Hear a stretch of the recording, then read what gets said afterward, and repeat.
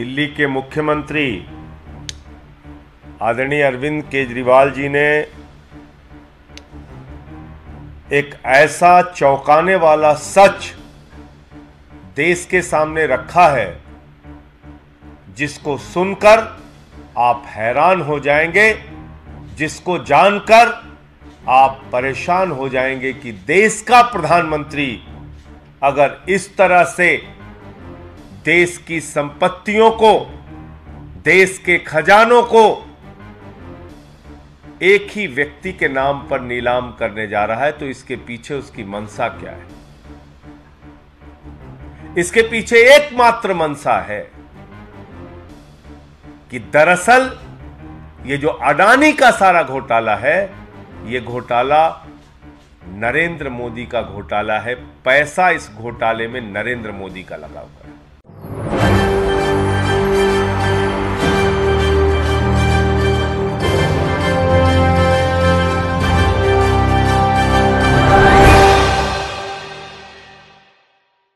देश में अडानी का विषय चर्चाओं का मुद्दा बन चुका है। आपको बता दें कि लगातार विपक्ष की पार्टियां अडानी को लेकर जेपीसी की मांग कर रही हैं। सड़क से लेकर संसद तक यहां पर एक ही नारा लगाया जा रहा है कि मोदी अडानी भाई भाई, देश बेचकर खाई मलाई। इसके बावजूद भी देश के प्रधानमंत्री जेपीसी को लेकर कोई भी जवाब नहीं दे रहे हैं। कयास तो यह भी लगाया जा रहा है कि देश के प्रधानमंत्री जेपीसी से भाग रहे हैं, क्योंकि जब जब जेपीसी गठित हुई है तब तब सरकार गिरी है। और अगर यहां पर जेपीसी गठित हो जाती है और देश के प्रधानमंत्री और अडानी के रिश्तों पर खुलासा हो जाता है तो यह तय है कि बीजेपी की सरकार गिर जाएगी और यहां पर 2024 में विपक्ष की पार्टियों को बड़ा फायदा हो जाएगा। नमस्कार, आपके साथ मैं हूं ऋतिक सविता। स्वागत है आपका एसपीएन 9 न्यूज में। दर्शकों, आपको बता दें कि लगातार 16 विपक्षी पार्टी एकजुट होकर जेपीसी की मांग कर रही हैं। लगातार प्रोटेस्ट चल रहा है। अडानी के मुद्दे को लेकर लगातार केंद्र की सरकार को घेरा जा रहा है, लेकिन यहां पर केंद्र सरकार का कोई भी बड़ा नेता, यानी कि बीजेपी का कोई भी बड़ा नेता यहां पर बोलने को तैयार नहीं है।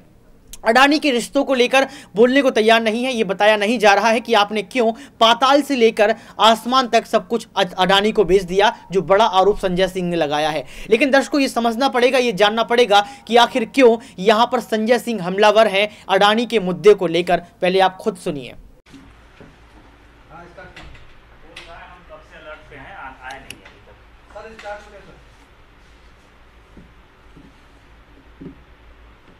आज दिल्ली के मुख्यमंत्री आदरणीय अरविंद केजरीवाल जी ने एक ऐसा चौंकाने वाला सच देश के सामने रखा है जिसको सुनकर आप हैरान हो जाएंगे, जिसको जानकर आप परेशान हो जाएंगे कि देश का प्रधानमंत्री अगर इस तरह से देश की संपत्तियों को, देश के खजानों को एक ही व्यक्ति के नाम पर नीलाम करने जा रहा है तो इसके पीछे उसकी मंशा क्या है? इसके पीछे एकमात्र मंशा है कि दरअसल ये जो अडानी का सारा घोटाला है, ये घोटाला नरेंद्र मोदी का घोटाला है। पैसा इस घोटाले में नरेंद्र मोदी का लगा हुआ है। और दिल्ली के मुख्यमंत्री ने सिलसिलेवार एक एक करके एक एक घटना का उदाहरण दिया। किस तरह से श्रीलंका के अंदर बिजली का प्रोजेक्ट अडानी को दिलाया गया। वो प्रोजेक्ट अडानी को नहीं दिलाया गया, वो प्रोजेक्ट नरेंद्र मोदी जी को मिला, क्योंकि श्रीलंका की स्टैंडिंग कमेटी के सामने वहां अधिकारी ने जाके बताया, बिजली बोर्ड के चेयरमैन ने जाके बताया कि हमें तो राजपक्षे जी ने कहा मोदी जी का दबाव है, अडानी को दे दो ठेका। बांग्लादेश में बिजली का ठेका अडानी को दिलाया गया, वो ठेका नरेंद्र मोदी जी को मिला।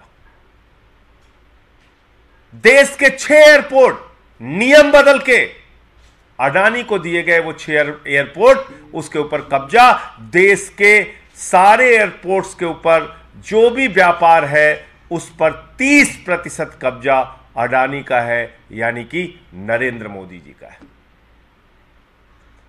और एक परंपरा शुरू की देश के प्रधानमंत्री ने, कनपटी पे बंदूक लगाकर संपत्तियों को छीनने की परंपरा। कृष्णापट्टनम एयरपोर्ट,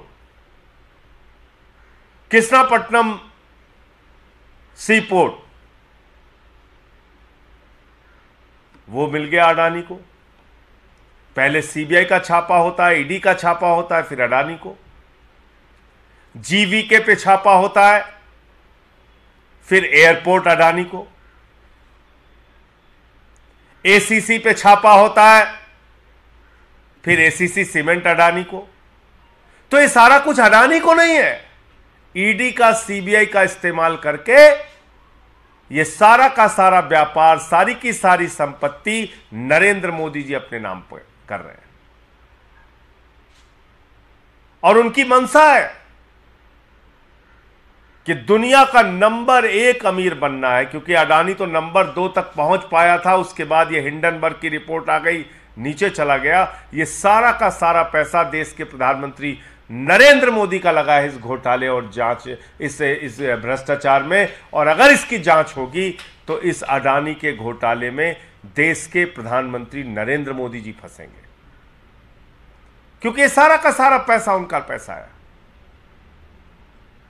इसीलिए अपनी सरकार की परवाह किए बगैर, सारी विपक्षी पार्टियों की आवाज की परवाह किए बगैर नरेंद्र मोदी जी चट्टान के तरह इस अडानी घोटाले में अडानी के साथ खड़े हैं। और उनको मालूम है कि अगर जेपीसी की जांच होगी, ईडी की जांच होगी, सीबीआई की जांच होगी, कितना भी बचाने की कोई कोशिश करेगा, लेकिन इसमें नरेंद्र मोदी जी भारत के प्रधानमंत्री फंसेंगे।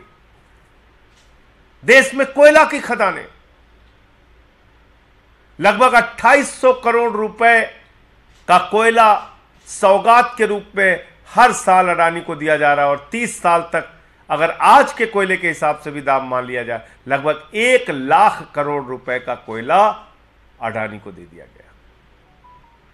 यह कोयला अडानी को नहीं दिया गया, ये भारत के प्रधानमंत्री नरेंद्र मोदी को दिया गया है।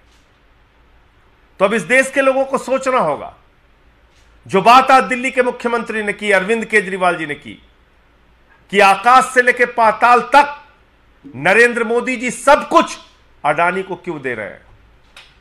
2.5 लाख करोड़ रुपए का बैंक का लोन अडानी को क्यों दे रहे हैं। 86,000 करोड़ रुपए का अडानी का बैंकों का कर्जा मोदी जी क्यों माफ कर रहे हैं। क्योंकि दरअसल ये सारा का सारा फायदा और पैसा नरेंद्र मोदी जी को मिलेगा, भारत के प्रधानमंत्री का पैसा है। और यह जो खुलासा आज दिल्ली के मुख्यमंत्री और आम आदमी पार्टी के नेता अरविंद केजरीवाल जी ने किया है, इसके बाद भारतीय जनता पार्टी बौखला गई है। मैं सुन रहा था अभी बीजेपी के प्रवक्ता को, संबित पात्रा को, वो परेशान है, दुनिया भर के आरोप लगा रहे हैं। अरे भाई, इन बातों का जवाब दो कि इतने बड़े बड़े घोटाले हुए, अब तक जेपीसी की जांच क्यों नहीं शुरू हो रही है। इसलिए नहीं शुरू हो रही है कि भारतीय जनता पार्टी के नेता और देश के प्रधानमंत्री नरेंद्र मोदी जी इसमें सीधे फंसेंगे। एक पते पर 6 कंपनी खोल के मॉरिशस से 42,000 करोड़ रुपए का काला धन अडानी के कंपनियों में लगाया गया। ये अडानी की कंपनियों में नहीं लगा पैसा, ये काला धन 42,000 करोड़ का ये नरेंद्र मोदी जी का पैसा है और नरेंद्र मोदी जी की फैक्ट्रियों में, उनकी कंपनियों में लगा है। इसलिए भाजपाइयों, बौखलाओ मत, चिल्लाओ मत। संबित पात्रा जी, एक एक बात का जवाब दो। क्यों तुमने सीबीआई का, ईडी का इस्तेमाल करके अलग अलग कंपनियों के ऊपर अधिग्रहण किया? क्यों तुमने ये इतना बड़ा भ्रष्टाचार और घोटाला खुलने के बाद भी किसी प्रकार की जांच या जेपीसी की जांच शुरू नहीं कराई और उससे भाग रहे हो? क्यों आखिर प्रधानमंत्री के मुंह से इस अडानी घोटाले पर अब तक अडानी का आ भी नहीं निकला? ये सारे सवाल देश के लोग आपसे पूछ रहे हैं। धन्यवाद।